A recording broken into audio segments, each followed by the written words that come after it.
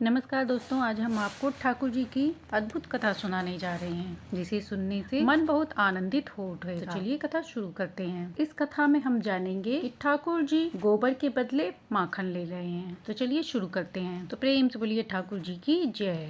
एक समय की बात है, मैया यशोदा के पास गोपी आई और बोली, मैया मेरे घर में पूजा है, इस कारण मुझे गोबर चाहिए। यशोदा मैया बोली, अरे गोबर भी कोई मांगने की चीज है? घी मांगने आते हैं, दही मांगने आते हैं और तू गोबर मांगने आई है। अरे गोबर तो बिना पूछे ले जाना चाहिए, जा ले जा। अब जैसे ही वो गोबर ले जाने के लिए आई, वैसे ही ठाकुर जी आ गए। ठाकुर जी मैया से कहते हैं कि मैया तेने इसे गोबर ले जाने को क्यों कही? मैया ने कहा, अरे लाला, गोबर ले जाने न ले जाने के लिए अनुमति की क्या जरूरत है? जिसको जरूरत हो ले जाए बिना पूछे ही। 9 लाख गैया है हमारे यहाँ, कितना सारा गोबर है। इतना गोबर है कि सुमेरु पर्वत के समान पर्वत खड़ा हो जाएगा। ठाकुर जी बोले, मैया तू ना जाने, गो और बर मतलब गैया का वरदान। मैया तो पतो है कि 33 करोड़ देवी देवता गैया में रहे हैं। जब लक्ष्मी को जगह न मिली तो लक्ष्मी जी बोली, मैं कहाँ रहूं? तब लक्ष्मी जी को स्थान गोबर में दिया है। मैया ये गोबर है ना, जो हमारे पास इतनी संपत्ति है, इतने बड़े बड़े महल जो बने हैं, ये सब गैया के गोबर का प्रताप है मैया। और तैने वह गोपी है ऐसे ही कह दी कि ले जा गोबर,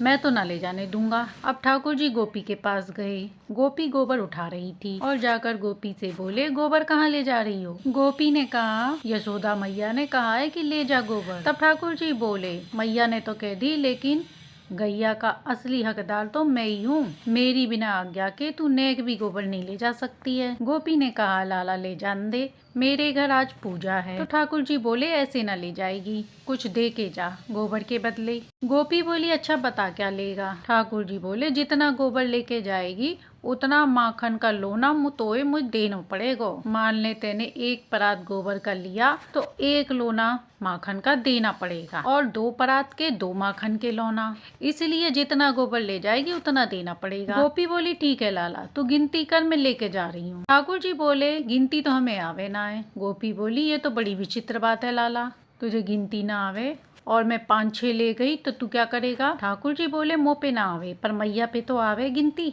ठाकुर जी बोले, तू एक काम कर, 1 परात गोबर की तू उठाए तो 1 गोबर की बिंदी मेरे माथे पर लगा दियो, और दूसरा गोबर उठावे तो दूसरी लगा दियो। ऐसे ही जितने गोबर उठावे उतनी बिंदी मेरे मुँह पे लगा दियो। फिर मैं मैया से गिनवा लूंगा और फिर तो बता दूंगा, और फिर तू मोए माखन दे दियो। ये वो जगन्नाथ हैं जिन्होंने पूरे विश्व को बनाया है और आज यहाँ गोबर बेच रहे हैं और बदले में मक्खन ले रहे हैं। और वो भी मक्खन जब ले रहे हैं जब इनके घर में 9 लाख गैया खुद हैं। इनके घर में मक्खन और घी की कोई कमी नहीं है। अब आप यहाँ कथा में क्या स्वीकार करेंगे? इससे गोपी को भी सुख मिल रहा है और ठाकुर जी को भी आनंद आ रहा है। अब गोपी ने 1 परात गोबर की उठाई और ठाकुर जी के माथे पे 1 बिंदी लगा दी। इसी तरह उसने दूसरी उठाई, दूसरी बिंदी लगा दी। गोपी को भी ठाकुर जी को गोबर की बिंदियों में देखकर बड़ा आनंद आ रहा है और ठाकुर जी बड़े गंभीर रूप में देख रहे हैं, कहीं ज्यादा न ले जाए। गोपी जैसे ही गोबर उठावे, ठाकुर जी तुरंत बोल रहे हैं, बिंदी लगा यहाँ पर।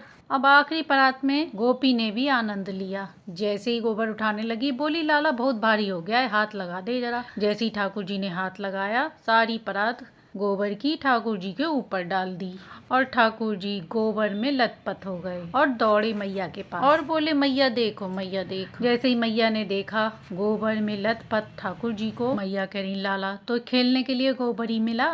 ठाकुर जी बोले, मैया ध्यान से मोए साफ करियो, कहीं गोबर की बिंदी ना मिट जाए, और मोए ऐसे साफ करियो कि वो बिंदी ना मिटे, क्योंकि उतने ही मक्खन लेने हैं मोए गोपी। नारद जी ये कथा सुनकर बोले व्यास जी से, व्यास जी आपने भगवान को भगवान बना दिया। वो प्रेम भी करते हैं और हमारे प्रेमी भी बन सकते हैं। ऐसा लिखो व्यास कि जिसे पढ़ना वाला और सुनने वाला ठाकुर जी को भगवान न माने, वह उसे अपना प्रेमी माने। जो व्यक्ति संबंध अपने परिवार में बनाता है, वही संबंध अपना ठाकुर जी से बनावे, और जिसको पढ़ने के बाद में ठाकुर जी हमारे लगने लगे। तो प्रेम से बोलिए ठाकुर जी की जय। जब ठाकुर जी का प्रादुर्भाव हुआ तो शिव जी अपने आप को रोक ना सके और वे भी उनसे मिलने के लिए व्याकुल होने लगे, और उनसे मिलने के लिए उन्होंने कितने यत्न किए, कितने प्रयत्न किए, ये इस कथा के माध्यम से हम जानेंगे। तो चलिए शुरू करते हैं। प्रेम से बोलिए शिव जी ठाकुर जी की जय। जैसे ही ठाकुर जी का प्रादुर्भाव हुआ, शिव जी को जब पता लगा तो वह बड़े ही खुश हुए। कैलाश पर्वत पर शिव जी बैठे हुए थे और सोचने लगे कि ओहो,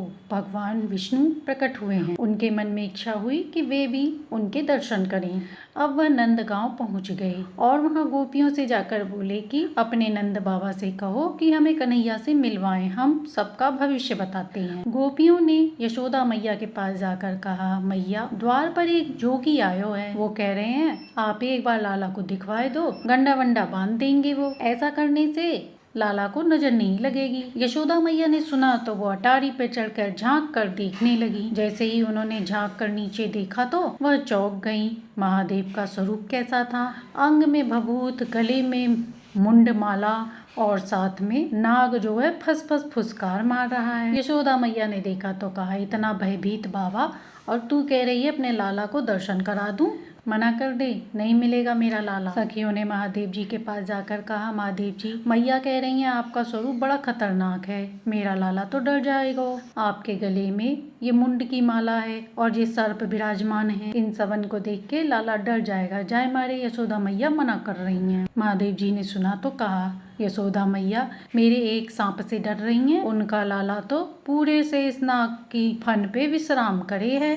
मैया यशोदा तेरा लाला तो 1000 फन वाले से इस नाग पर सोवे है। मैया ने ऊपर से सुना तो कहा, 1000 सर्प पे सोए मेरे शत्रु, मेरा लाला काहे सोए, ऐसा लांछन क्यों लगा रहे हो? तब शिव जी ने कहा, मैया तू अपने लाला का स्वरूप न जाने है, एक बार मुझे अंदर बुला के तो देख, तब तुझे पता चलेगा। सब सखियों ने मैया के पास जाके कहा, मैया ये ऐसी ना जाने वाले, ये लाला से मिलकर ही जाएंगे। मैया ने सुना तो कहा कि मैं सब बाबाओं को जानती हूँ, थोड़ी बहुत सामग्री दे दूंगी, उसे लेकर बाबा चला जाएगा। अब यशोदा मैया सोने के थाल में सुंदर सुंदर सामग्री सजा कर लेकर आई और बोली, बाबा झोली आगे करो।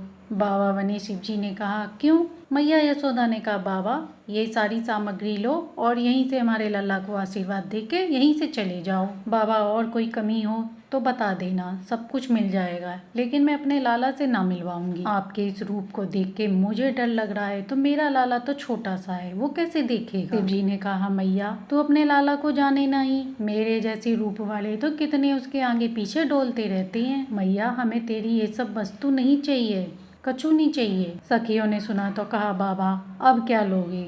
जब कुछ नहीं लेना तो हमारे प्राण ले जाओ, पर लाला से तो मैया नहीं मिलवावेगी। शिव जी बोले, मैया हम तेरे लाला के दर्शन करे बिना ना जाएंगे। मैया बोली, अंतिम बार पूछ रही हूँ, भिक्षा चाहिए कि नहीं? मिलेगी तो केवल भिक्षा मिलेगी, लाला नहीं मिलेगा। महादेव जी बोले, मैया भिक्षा नहीं चाहिए, बस अपने लाला के दर्शन करा दो, ऐसा आशीर्वाद दे के जाऊंगा कि जुग जुग जिएगा तेरा लाला। मैया बोली, बाबा जो कहोगे सब करूंगी, पर लाला नहीं दिखाऊंगी। अब महादेव भी कहाँ मानने वाले थे, वो भी अपना त्रिशूल गाड़ के वहीं बैठ गए और बोले, कोई बात नहीं, तुम्हारे द्वार पर आकर यहीं पर बैठे रहेंगे, कभी तो लाला निकल के आवेगा, अभी तो छोटा है, बड़ा होगा तब देख लेंगे। यशोदा मैया बोली, मुझे अपना लाला बूढ़ा हो जाएगा तो भी मैं दर्शन नहीं कराऊंगी। मैं भी तुम्हें वचन दे रही हूँ कि मेरा लाला चाहे अंदर रहते रहते बूढ़ा हो जाए, पर मैं तुम्हें दर्शन नहीं कराऊंगी। मैया बोली, तू बैठा रहे यहीं पे, मैं पीछे से द्वार खुलवा लूंगी, पीछे से चला जाएगा मेरा लाला। महादेव जी बोले, मैया हम जोगी हैं, अनेक रूप धारण कर ले, चारों ओर से आपके नंद भवन को घेर लेंगे, कभी तो लाला निकलेगा। मैया बोली, ये रही बाबा तेरी हट और अब ये रही मेरी हट। सब गोपियों से बोली मैया कि अब तो तुमने लाला देख लिया तो देख लिया, अब आगे से कोई को मेरा लाला नहीं दिखेगा। यशोदा मैया भीतर चली गयी। भीतर जाके उन्होंने द्वार खिड़की सब बंद कर लिए कि कहीं से भी ठाकुर जी दिख न जाए। महादेव जी वहीं पर ध्यान में मग्न हो गए और नन्हे से गोपाल जी का स्मरण करने लगे और स्मरण करते हुए कह रहे, गोपाल जी इतनी दूर से चलकर हम आए, इतनी मेहनत और इतनी परिश्रम करके आए आपकी एक झलक पाने के लिए, परंतु आप भीतर इतने नवाब बनकर बैठे हो कि भीतर से बाहर ही नहीं आ रहे। मैया के चित्त में थोड़ी तो भावना प्रकट करो जिससे आपके दर्शन करा दे। महादेव की बातों को सुन के यशोदा मैया की गोद में लेटे हुए कान्हा ने रुदन करना शुरू कर दिया और ऐसे रोए ठाकुर जी की मैया ने खूब प्रयास किया, दूध पिलाया, दही खिलाई, शहद चटाया, झुनझुना हिलाया, परंतु ठाकुर जी नहीं माने। पलना झुलायो, जो जो मैया कर सकती थी वो सब कुछ किया, परंतु ठाकुर जी शांत नहीं हुए। रोते रोते ठाकुर जी नीलमणि से लालमणि हो गए, पर रोना बंद नहीं हुआ। तभी एक गोपी आई और बोली, मैया बुरा न मानो तो एक बात कहूँ। यशोदा मैया ने कहा, क्या? उसने कहा, मैया जरूर लाला को नजर लग गई है, इतनी नजर उतारने के बाद भी ये नजर नहीं जा रही है। अब कोई सिद्ध महात्मा, कोई योगी आवे, वही से ये नजर उतर कर पाएगी। मैया बाहर जो जोगी बैठा है, मुझे तो लगता है वही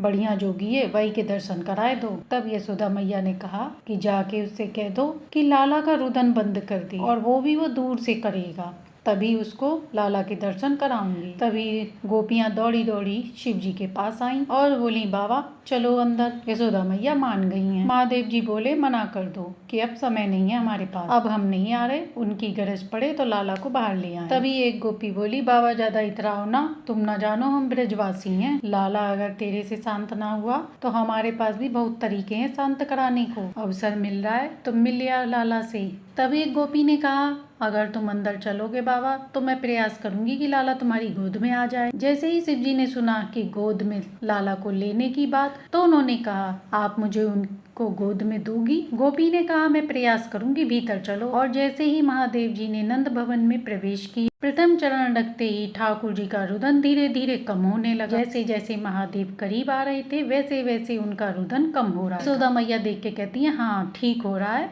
बाबा से कह दो वापिस चला जाए। जैसे ही महादेव जी को बाहर किया, ठाकुर जी फिर जोर जोर से रोने लगे। यशोदा मैया समझ गयी कि जा जोगी ने ही कछु किया है, और वह बोली जाओ लेके आओ जा जोगी को। मैया गोद में लेके बैठी और छुपा रखा ठाकुर जी को। बोली बाबा दूर से ही देख ले ठाकुर जी को। शिव जी बोले मैया ऐसा ना करो। यशोदा मैया बोली क्या करूं? शिव जी बोले पलना में ले कटा दो, हम दूर से ही देख लेंगे ठाकुर जी को। मैया कह रही मेरा तो हृदय निकला जा रहा है। शिव जी बोले मैया मैं सौगंध खा रहा हूँ, इसकी नजर उतार के जाऊंगा और सौगंध खा के कह रहा हूँ तेरा लाला इस पृथ्वी पर रहेगा, मैं जाकी नजर उतारने के लिए इसके संगी रहूंगा, तेरे लाला को कभी भी किसी की नजर नहीं लगेगी। रोते हुए ठाकुर जी को जैसे ही मैया ने पलना में लिटाया तो सबसे पहले महादेव जी ने उन्हें दंडवत प्रणाम किया। यशोदा मैया ने कहा बाबा तू तो ऐसे दंडवत कर रहा है जैसे कोई भगवान है। शिव जी बोले मैया तू ना जानेगी ये बात, तुझे ना पता कि तेरी गोद में कौन खेल रहा है। अपनी दूंगी निकालकर जैसे ही उन्होंने स्वर प्रकट किया, स्वर को सुनते ही नेक से गोपाल जी रोना धोना तो भूल ही गए, शांत होके खुशी मन से मुस्कुराने लगे। सारी गोपियां ये देखकर आश्चर्य में थी और यशोदा मैया भी ये देखकर आश्चर्य में थी कि ये क्या हो गया लल्ला को। अभी तो लल्ला इतना रो रहा था